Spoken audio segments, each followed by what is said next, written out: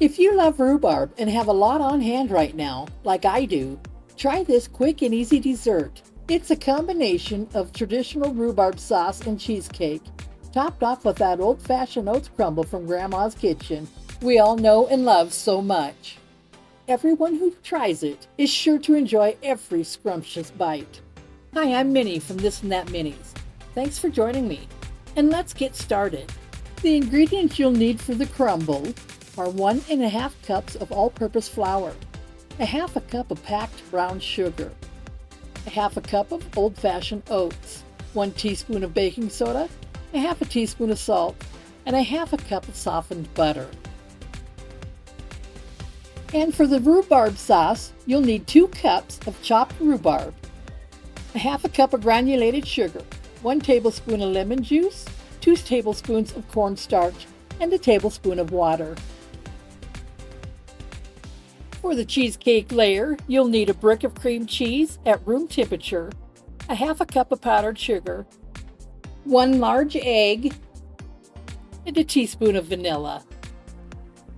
Prepare your rhubarb by slicing off the leaves and the ends.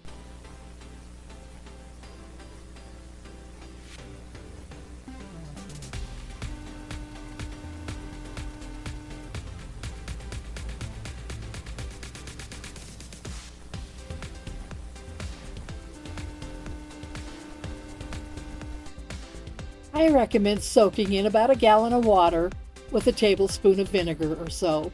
5 or 6 minutes ought to do it.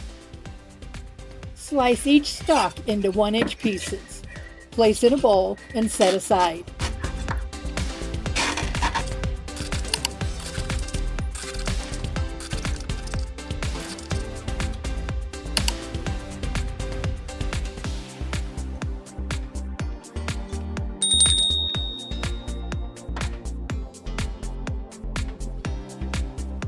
Place your rhubarb sauce ingredients in a pot on the stove on low to medium heat.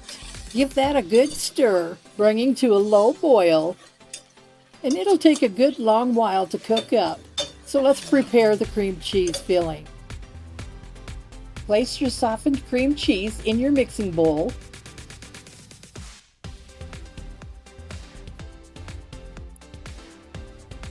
And mix that on low for about 10 seconds until smooth and creamy. Add the powdered sugar and then the vanilla. Of course, add the egg at this time, which I forgot to film. Continue mixing for another 30 seconds or so. Keep an eye on that rhubarb sauce and give it a good stir every couple minutes. The rhubarb should be breaking down at this point. In a medium-sized bowl, mix the ingredients of your crumbles: the flour, the rolled oats, your brown sugar,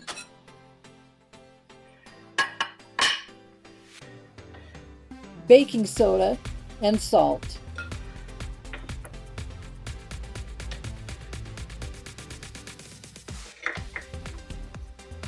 And lastly, your softened butter.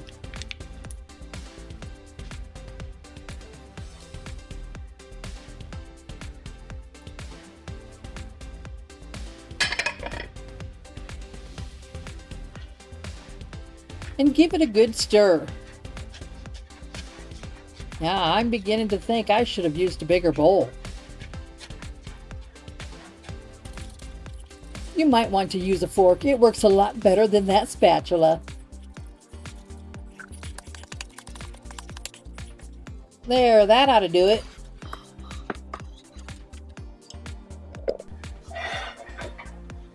Take your rhubarb sauce off the heat and set aside.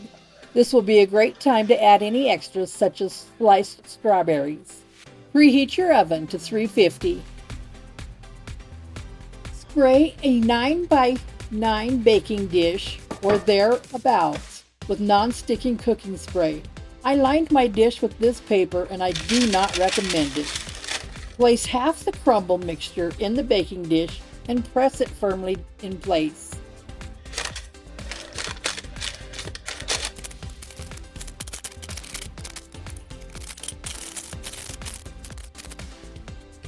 There we go.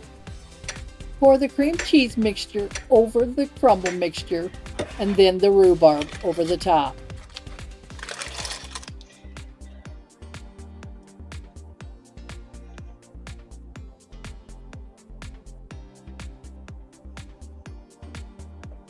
And sprinkle the remaining crumble mixture over the top of your rhubarb mixture. Once that's all in place in your oven and bake for 25 to 30 minutes.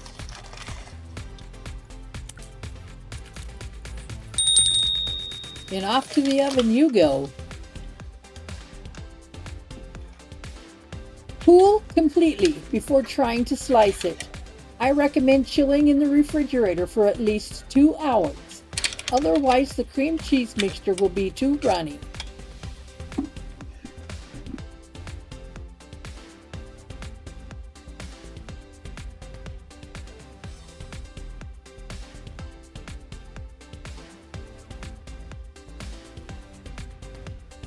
And as you can see, I didn't let mine chill near long enough. But I can assure you, it was delicious warm.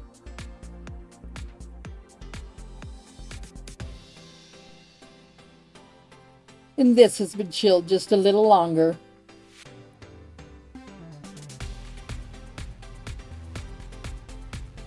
Thanks for joining me today, folks. I hope you enjoyed this video. Let me know if you gave it a shot and what you thought about it. Click like, share with all your friends, and don't forget to subscribe. Check out these videos next.